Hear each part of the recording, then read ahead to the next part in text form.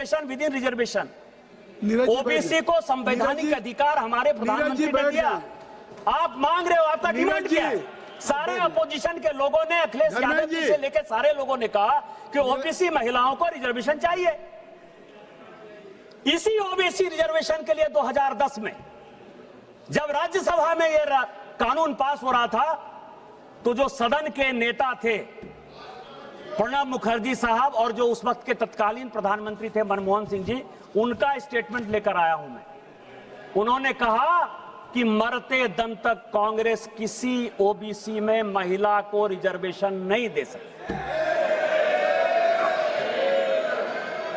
इसी schedule caste schedule tribe के promotion के रिजर्वेशन के लिए जब इसी लोकसभा में कानून आया, तो समाजवादी पार्टी के, सुनिएगा अखिलेश जी, आपके सांसद यशवीर सिंह जो शेड्यूल कास्ट थे, उनको इसी वेल में मैडम सोनिया गांधी ने पीटा। आप आदिवासी की बात करते हो, शेड्यूल कास्ट की बात करते हो, किस तरह की बात कर रहे हो? और 2011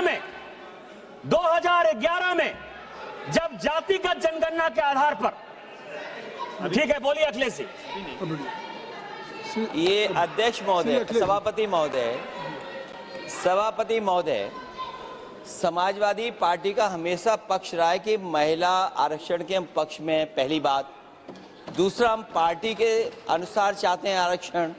तीसरा, हम जाति जनगणना चाहते हैं। आप इस सदन में कहिए कि जाति जनगणना करेंगे और कब तक करेंगे, और क्या ओबीसी महिलाओं को आप शामिल करोगे कि नहीं करोगे?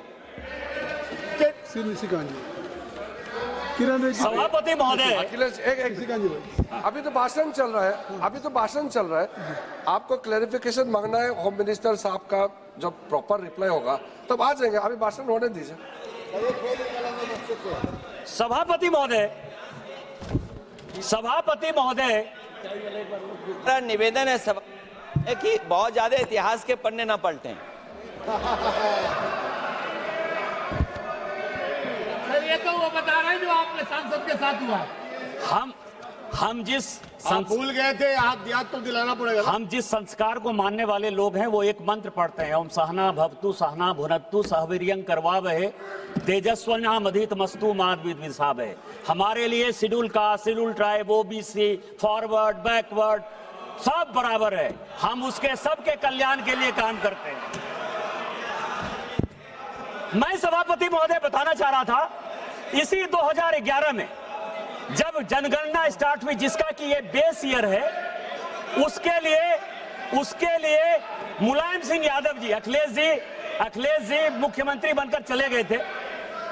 लालू प्रसाद जी, मुलायम सिंह यादव जी और हमारे पार्टी से गोपीनाथ मुंडे जी, हम लगातार जातिगत जनगणना की बात करते रहे, लगातार इस पार्लियामेंट को ठप करते रहे, और उसमें सोनिया गांधी जी का बयान है, प्रणब मुखर्जी जी का बयान है, मनमोहन सिंह जी का बयान है, चिदम्बरम जी का बयान है। ये 4 बयान लेकर मैं आया हूं, और उन चारों ने कहा कि ये जातिगत जनगणना की। अच्छा, एक मिनट अखिलेश जी क्या कह रहे हैं? ये जो निशिकांत जी, सभापति महोदय जो श्लोक पढ़ रहे हैं, नहीं, बात सुनिए, और लोग बिठा दिए, सबको बिठाइए, तब मैं आपको अलाउ करूंगा ना। आप सब लोग बैठ जाएं, मैं आपको अलाउ कर रहा हूं, उनको मैंने बिठा दिया। आप लोग बैठ जाएं, तब मैं आपके नेता को अलाउ करूंगा। अगर आप नहीं बैठेंगे तो मैं निशिकांत जी को खड़ा करूंगा, आपको अलाउ करूंगा, लेकिन बैठ जाए। अवधेश जी आप बैठ जाइए, आप सभी, बीरेन जी आप बैठ जाइए, बीरेन जी बैठ जाइए, सभी लोग बैठ जाइए, सरोज जी बैठ जाइए। मैं आपको समय दे रहा हूँ, नहीं मैं आपको समय दे रहा हूँ। एक मिनट, हाउस को इन ऑर्डर कर लीजिए। मैंने उनका श्लोक सुना, श्लोक पे मैं कहना चाहता हूँ। सभापति महोदय, विवाद की बात नहीं है, संवाद की बात हो रही है। कोई बात माननीय सदस्य ने कहा, मैंने जवाब दिया, माननीय सदस्य ने श्लोक पढ़ा। उस श्लोक पे मैं एक बात पूछना चाहता हूँ। मैं अपने संसदीय क्षेत्र में कन्नौज में एक मंदिर में गया था, लेकिन मेरे बाद वो मंदिर गंगा जल से धुलवाया गया था। आप बताइए क्यों धुलवाया? अब जिसने भी गंगा जल से धुलवाया उसने गलत काम किया, और वो सभी अपराधी हैं, और उनके ऊपर अपराध की सजा चलनी चाहिए, कानून के हिसाब से उनका न्याय होना चाहिए। अब आपकी बात आ गई, निशिकांत जी। मैं ये कह रहा था सभापति महोदय, आप कान पकड़कर हमसे माफी मांगोगे, मैं कान पकड़कर भी माफी मांग लूंगा। मैंने तो गंगा जल से नहीं धुलवाया है। जिसने भी गंगा जल से धुलवाया उसने गलत काम किया है। हमारा इससे क्या संबंध है?